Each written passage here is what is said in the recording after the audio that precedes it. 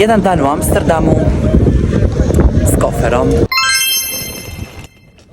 Tako, riješio sam se ja prtljage, pa neću... Ono kad odeš u Amsterdam, a zrak je toliko čist da ništa ne osjetiš u tom zraku, ako znate šta mislim. Provedite sa mnom jedno poslijepodne u Amsterdamu. Ako vam se potrefi ovakav lijep dan, vani budite. Obavite lijepu šetnicu uz kanale, gdje god da krenete na kanal ćete uvijek naići. Provedite neko vrijeme na ovoj tržnici, kušajte neke dobre stvari i ajmo reći malo jeftinije nego u restoranima. Ja sam probao ove dumplingse koja je bila mješavina škampa, svinjetine i junetine. Čudna kombinacija, ali dobro, 6 eura za 3 komada. I za desert sam pojeo ovaj pečeni cheesecake koji je bio također dobar, 6 eura. Onda još malo šetate, divite se tom vremenu, mene je opizdilo sunce, ljudi moji. I onda sjednete ovako na večeru u jedan od lijepih restorana. Zaista Amsterdam je jako romantičan grad.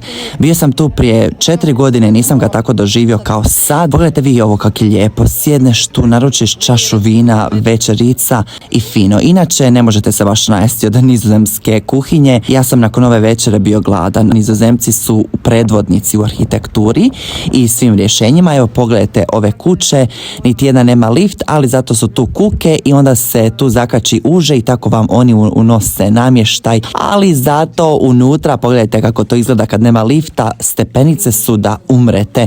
Ljudi moji, šta je ovo? Samo zamislite da ste pijani pa dolje se strovališ za sekundu. I dajte da vam pokažem samo kako Amsterdam izgleda nedjelju do podne. Ni žive duše. I eto, jeste li bili u Amsterdamu? Kako vam se čini? Što ste vi radili tamo? Pričajte mi sve.